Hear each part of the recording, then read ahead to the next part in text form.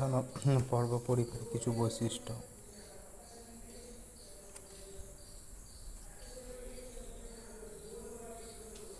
পর্ব পরিবারকে কিছু বৈশিষ্ট্য হচ্ছে বহুকোষী কলাস্থ সংগঠন অনুপস্থিত,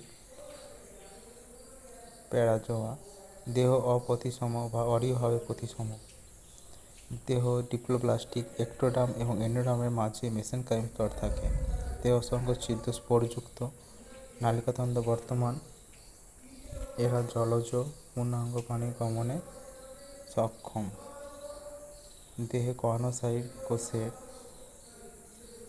উপস্থিতি প্রমাণ করে এদের বিবর্তন কোয়ানোফ্ল্যাজেলেটেড প্রোটোজোয়া থেকে ঘটেছে, পুনরুৎপাদন ক্ষমতা বিদ্যমান, অর্কিওসাইটে টোটিপোটেন্সির ফলে বিভিন্ন কোষে রূপান্তর। পুরো পরিবারের সঙ্গে পর্ব নিডারিয়ার পার্থক্য। তোমরা জানো নিডারিয়াতে উপনিবেশ থাকলেও সাধারণত পরিফেরার মতো অনুপস্থিত। নিউরোব্লাস্ট নিডারিয়াতে থাকে, মেটাজেনেসিস নিডারিয়াতে দেখা গেলেও পর্ব পরিফেরাতে অনুপস্থিত। পরিফেরাতে কোলাস্থ সংগঠন অনুপস্থিত হলেও নিডারিয়াতে তা নয়। সাইকনের দেহের গঠন। সাইকনের দেহ নিম্নলিখিত কোষ দ্বারা গঠিত: পিনাকোসাইটাকে বৃহদাকার চ্যাপ্টা অংশের মতো বহু কণ বিশিষ্ট কোষ। এগুলি এপিথেলিয়াম, ইফারেন্ট ক্যানেল ও প্যারাগ্যাস্ট্রিক গহ্বরের প্রাচীরে থাকে। কর্নোসাইট, এদের কোলার কোষ যা ডিম্বাকার, গোলাকার, ফ্ল্যাজেলাযুক্ত। রেডিয়াল ক্যানেলের প্রাচীরে উপস্থিত এই কোষ ফ্ল্যাজেলা আন্দোলনের মাধ্যমে জনন ও খাদ্য গ্রহণে সাহায্য করে।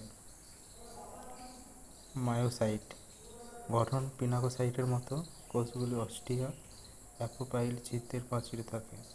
অ্যামিবোসাইট, কোষগুলি অ্যামিবার মতো ঘনপথ বিশিষ্ট মেসেনকাইমের মধ্যে থাকে। এটি 5 প্রকারের, যথা কোলেনোসাইট, ক্রোমোসাইট, থেসোসাইট আর ক্লোরোব্লাস্ট অর্কিওসাইট। নিডারিয়ার পর্বের শ্রেণীবিন্যাস। হাইম্যান 1940 এর শ্রেণীবিন্যাস অনুযায়ী শ্রেণী পর্ব নিডারিয়াকে 3টি ভাগে ভাগ করা যায়: হাইড্রোজোয়া, অরেলিয়া স্পিসিস আর অ্যাক্টিনোজোয়া। অ্যাক্টিনোজোয়াকে আবার দুটি উপশ্রেণীতে ভাগ করা যায়: হেক্সাক্লোরাডিয়া আর অক্টোকোরালিয়া। উদাহরণ হচ্ছে ফাঙ্গি স্পিসিস, টেলিয়া স্পিসিস আর জর্জিনিয়া স্পিসিস। অক্টোকোরালিয়া উদাহরণ।